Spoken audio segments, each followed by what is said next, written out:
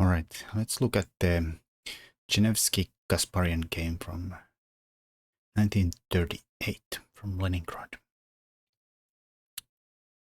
It goes with the e4, c6, so we get the Caro-Kann. And here we get the little trickier move order instead of going for the main line. Well, let's show this. This has been a very long time, the d4, d5, knight c3, also knight d2 is kind of transposed, but there's a point why I'm showing this. That in the main line, bishop f5, the knight often comes to g3 and the bishop retreats to g6 because, well, doesn't want to go back and this square is not available. Why is that relevant? Is that in this two knights move order, after black takes and white recaptures the knight, and now after the bishop comes to f5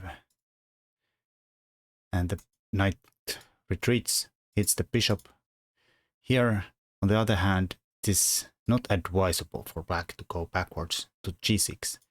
Here they should come to g4, the square that's not available in the main line. But here,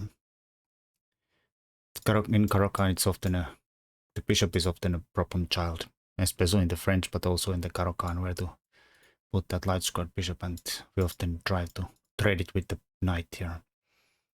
Here the bishop g4 and then let's say continuing for instance bishop c4, threading the old tricks with takes and knight e5, or sometimes just knight e5 straight up, letting you take the queen and saying checkmate. But yeah, black usually responds with a6. Don't need to hurry with the takes. You wait usually until the h3 is played and then capture the knight. Try to weaken white a little bit further. Even though h3 can be later on be a quite useful move as a loft if white castles kingside. Anyways, in this game, all that was irrelevant, and we got bishop g6, and that has slight problems with it. First of all, white chases the bishop, threatens to play h5, and the bishop is just trapped because it has no squares anywhere. Here, while black has options, he could play h6 or h5. In the game, h6 was played. h5 does also kind of has its own set of problems. Here, white can go after the bishop with the knight e5, and here, for instance, if the bishop retreats, you'll notice that this pawn on h5 is already hanging. White can just take it here and threaten mates. It's no good at all. Here could maybe little sturdier is queen d6, but still here after d4, say knight d7 to challenge the strong knight here. White should just take, and the queen is not that great on g6. It's not lost or anything in the position for black, but bishop is coming here with tempo. This guy is coming here, and black needs to do something about, or think how to get the queen to some kind of reasonable safe square. White's definitely much better in these kind of situations. In the game, h6 was played, and white chased the bishop, and black retreated it. At least there's no pawn hanging here in this line. But the main point is queen h5, and it's quite hard to defend the f7 square. Well, you can throw in the bishop, but you lose the pawn and you're gonna get wrecked position anyhow. So g6 is trying to hold on to everything. Of course you block your bishop inside the pawn chain, which is not ideal. White can insist on trying to hit this f7 square, and black can keep covering it with... Here they should probably go with, well, I don't know. Every line probably has some drawbacks. Queen d5 looks logical here, defending this, offering trades, hitting this, but white can just take it and say check, and can't really block, so you have to move king d8 and then you get forked and are completely losing. f6 could be a tricky way. With at least it would prevent the game continuation queen b3, because here black would be able to just take the knight. And when queen takes here, we can move the knight and defend our rook.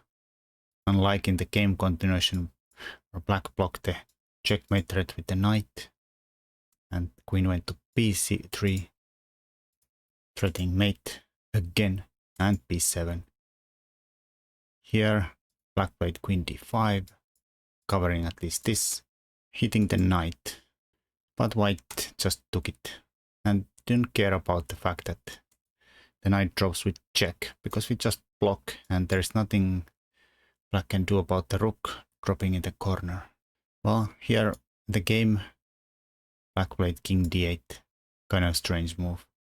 But just has, I guess, some ideas to how that it takes to go trap the queen in the corner, but I don't really see, since the queen was going to come here anyways and defend the same squares.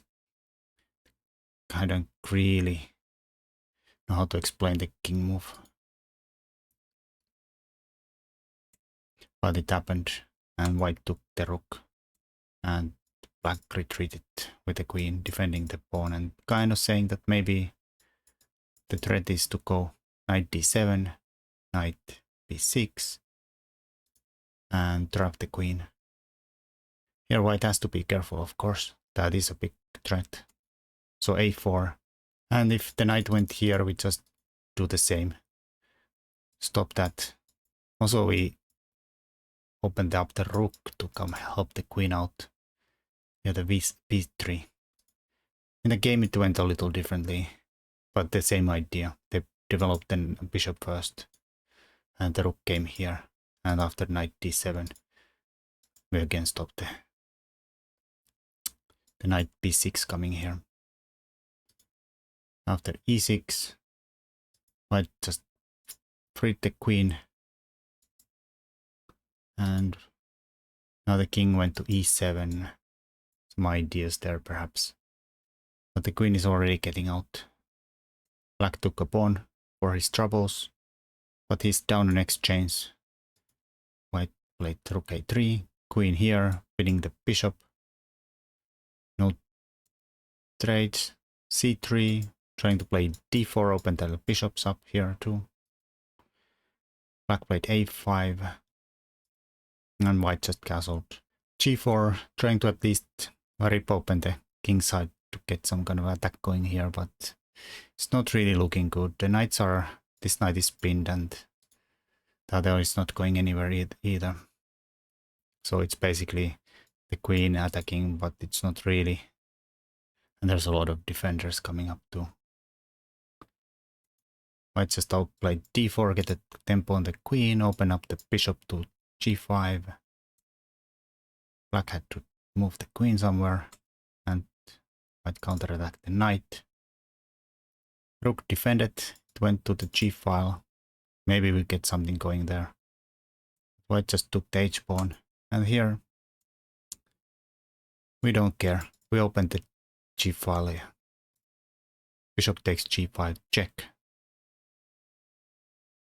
Black had to cover with a pawn. King did not want to go to the back rank either, with the queen coming up to follow there. Basically the only move. But bishop dropped back here, hit the queen.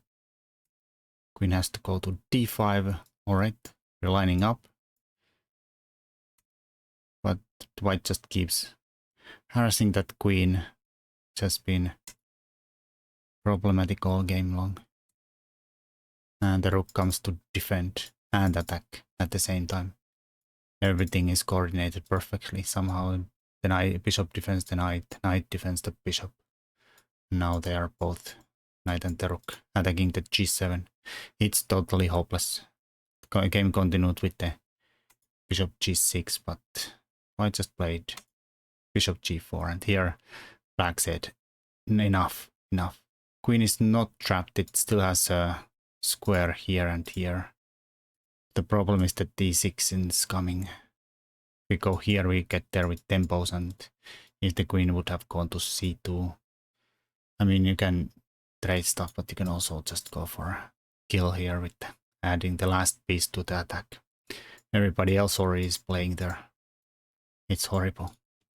Okay, my lines were all messed up there. I thought that was a nice, quick game. Highlighting the problems in this two knights line in the Caro. If black's not careful and does not know the theory and would react with the normal looking retreat moving from the other line. It's also probably a good try for, because it's a bit rarer than the other lines in the Caro, to see if you can trick black into unfavorable circumstances. Anyways, until next time, bye bye.